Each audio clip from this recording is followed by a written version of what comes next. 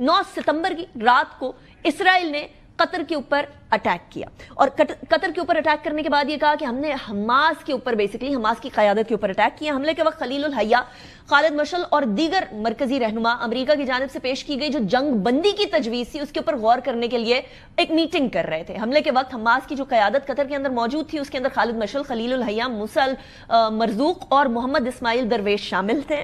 Hamas का यह कहना है कि हमले के अंदर खलीलुल हय्या के बेटे, 3 मुहाफिज और 1 मावन समेत 6 अफराद शहीद हुए। ये हमास की जिला वतन क़यादत तवील अरसे से कतर के अंदर मुकीम है, जो इसराइल और हमास के दरमियान मुज़ाकरात में मीडिएटर का किरदार अदा करती रही है, ये सालची का किरदार भी अदा करती रही है।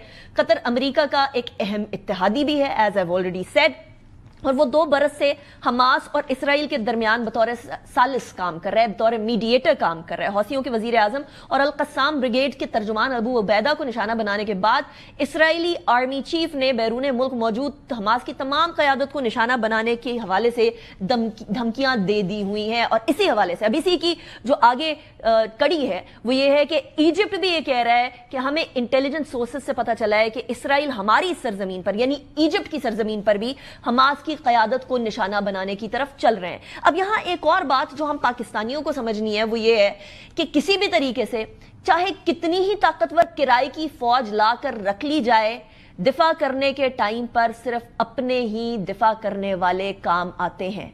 और कितने ही बम आप बनाकर रख लें, अपना न्यूक्लियर बम, उसकी हिफाजत करना उतना ही इंपॉर्टेंट है, जो कि हमें यूक्रेन और रशिया की वॉर के अंदर बड़ा वाज़े तौर पर नजर आ गया। तो एक तरफ यूक्रेन और रशिया, दूसरी तरफ अमेरिका जो कि किराए के ऊपर दिफा देता है इन ममालिक को।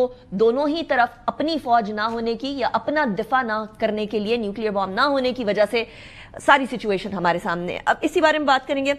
एम्बेसडर एजाज अहमद चौधरी साहब हमारे साथ मौजूद हैं, साबिक सेक्रेटरी खारजा रह चुके हैं पाकिस्तान के। बहुत शुक्रिया एम्बेसडर साहब for joining me in the programme. Major general retired Zahid Mahmood हमारे साथ मौजूद हैं, he is a defence analyst, thank you very much general साहब आपने ज्वाइन किया। डॉक्टर मोहम्मद फहीम खान साहब हमारे साथ मौजूद हैं, इंटरनेशनल रिलेशंस के एक्सपर्ट हैं, बहुत शुक्रिया डॉक्टर साहब आपने ज्वाइन किया।